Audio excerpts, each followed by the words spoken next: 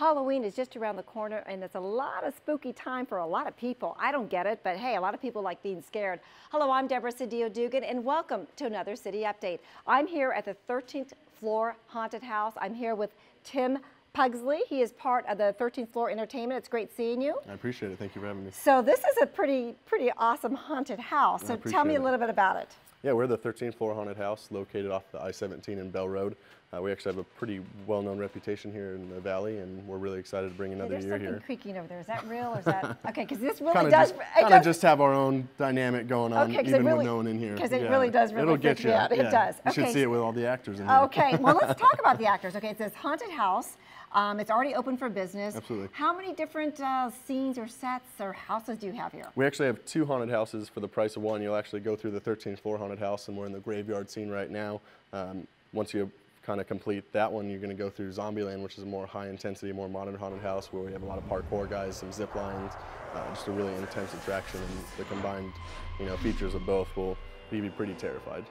I'm just terrified standing here. I want to tell you, I'm getting closer and closer to Tim. And I want to point out, his last name is Pugsley, as in Adam's Family. Yeah, hello, and you're into haunted houses? Right. Yeah, you need to play up on that. I should, yeah. So tell us about the scene we're in here. This is a graveyard? Yeah, we're actually in the graveyard scene, so we're surrounded by mausoleums and coffins and whatnot, and this is actually the viewing stage where you have some coffins. We're actually... No characters are in place right now, but we actually staff. There's nobody here right now, right? I don't think so. Okay, he's saying that because I'm freaking out. I'm like, I really don't. I mean, I don't know, like mascots. Might just have someone come through that back door. Okay, yes, I keep going around the corner looking. Right. So, okay, so this is one scene. You have a lot of other correct. scenes. Yeah, we have mansions, elevator simulators, laser swamps, jungle areas. There's a lot of kind of similarities to a Pirates of the Caribbean scene and our jungle scene. Just a lot of effects here that we have that'll play up to be probably one of the most scary and terrifying experiences you'll ever have. Oh my God! Again, I don't get it. But you have a lot of actors, a lot of people here. Yeah, we actually just actors alone. We have over 100 at this location alone. Full costume, makeup, and real movie-like quality of people that come here and just they've been training for 2 months to just scare the pants off you. That's exactly what they're doing. Yeah. So how did you even get into this? You're a wrestler. How did you get into this kind of business? Yeah, I was actually wrestling in college in Colorado, and we had a haunted house out there called the Asylum that my cousin actually started, and kind of just worked as a laborer with him, and the company just kind of grew up and expanded to be this huge haunted empire that eventually moved to Phoenix, and I took over this location. I've been here since day one. And I've been very fortunate to scare people for a living, 365 days a year. Yeah, which is, I asked Tim before the interview, it was like, what do you do out of the other 10, 11 months? Right. But this is a year-round business. Absolutely, yeah. We work 365 days a year. We have a bunch of full-time employees and seasonal employees that put together a high-quality production, and to kind of do something of this value and bring the customer base in the valley, their money's worth. It takes a lot of work and effort, and we put that in the show to make sure the customers have a great experience. One of the things I want to point out about the 13th floor, and this is why we're here today, and for the city of Phoenix, is that there are approved and unapproved haunted houses. Right. You are officially approved by the Phoenix Fire Department. Correct, yeah. For a lot of the safety measures you have here. Absolutely, yeah. We take pretty much every precaution we can when it comes to safety. We want to be and have a reputation for being the scariest and the most fun. Which you are. You're one of the scariest in the country, I heard, absolutely. right? Yeah, as of last year, we were ranked #1 in America. So congratulations. I appreciate it. Thank you. So we want you to have, the best overall experience, whether you're getting scared, having fun, laughing, just really enjoying yourself. But in the event of an emergency, we actually want to be the safest haunted house and have that reputation as well. So we actually go through the City of Phoenix permitting system and the fire department to ensure that our customers are safe and well treated when they're in here. Well, thank you so much for spending a couple minutes with us. I know, staying very, very close and looking over my shoulder here. Wish I would have had someone in here to pop No, out of that don't door you dare! for I would have totally freaked out. Okay, so now we're going to go and talk to Fire Inspector Brian Scholl to learn more about why this is one of the safest places to go if you want to get scared.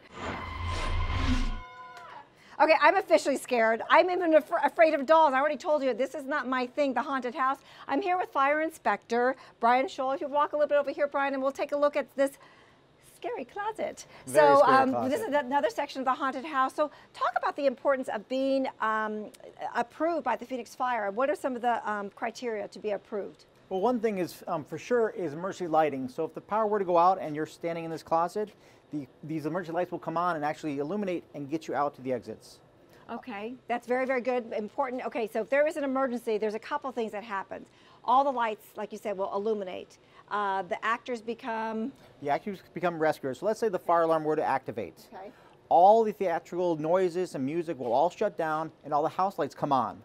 And then the actors will go out of character and become the rescuers. They all have flashlights in their pockets. Okay. So they'll pull out a flashlight and they'll actually guide you to the exit so you can get out of the building safely. See, now that was a really important question for me because I was thinking, okay, how do you know that that's really happening for real, that the actors aren't just saying, okay, now we're going to fake you out and do something different. But you just did the key point. I mean, there's audio, all the lights are illuminated, and all of a sudden they are like out of character. So very good to know. Correct. Okay, now let's talk about sprinklers. Obviously, this haunted house has sprinklers as well, correct? Correct. All haunted houses that are approved have sprinklers. Okay. And what the sprinklers will do, if there's a small fire, they'll actually activate and control that fire and give enough time for everybody to get out of the building safely.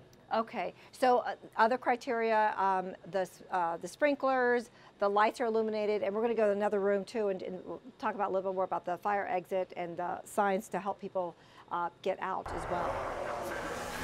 Okay, from the scary closet to the scary room, we see this doll hanging from its foot. It is a little bit of scary. So let's talk about costumes and safety for the kids that do want to dress up and go on trick-or-treating. What should parents know and remember to do for their little ones? Well, the first thing is when they buy the costume, look at the label. It's got to be fire retardant or flame retardant, so that if the kid were actually to brush up against something like a candle or something, that the costume would actually not catch fire. Okay. The other thing is everyone likes to wear a mask, but you got to make sure that the holes are big enough so the kid can actually see, so he doesn't walk in oncoming traffic.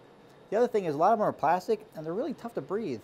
Make that hole a little bit bigger so they actually can breathe in that mask. Or just strike the mask all together and just paint the face. That's what I did. Yeah, that's what I did with my kids when they were little. So let's talk about just in walking the neighborhood, you know, carrying the flashlight, don't run. I mean, just some basics that we think are basics, but they're always good reminders. We think are basic. Great reminders. Have a flashlight. Walking groups, cross to the crosswalks. Have adult supervision. Have somebody there that's actually not part of the trick-or-treating that stands back and they keep an eye on everything. Watch for the cars coming, you know, watch, make sure no one trips. All that kind of stuff is very important. Absolutely. And let's talk about the candy itself. I know my husband used to check the candy all the time with the kids. Of course, he was checking to see what his favorite candy was. Like, oh, Daddy's got to check this. So I'll talk about that. Yeah, it's important to never let your kid eat the candy right away. Go back home, go through the candy, make sure that it all looks safe, make sure it's still in the wrapper, it's all sealed up, and then give it to the kid. Now, I know a lot of people, too, not only trick-or-treat in their neighborhoods, but there's so many different other places you can go that are controlled environments, whether it's a community center or another. That's another option, I guess, for Another kids. option, I've taken my kid to the YMCA and with Tukey, where they do like a trunk haunted house. Yes. Trick or trunk, yes, exactly.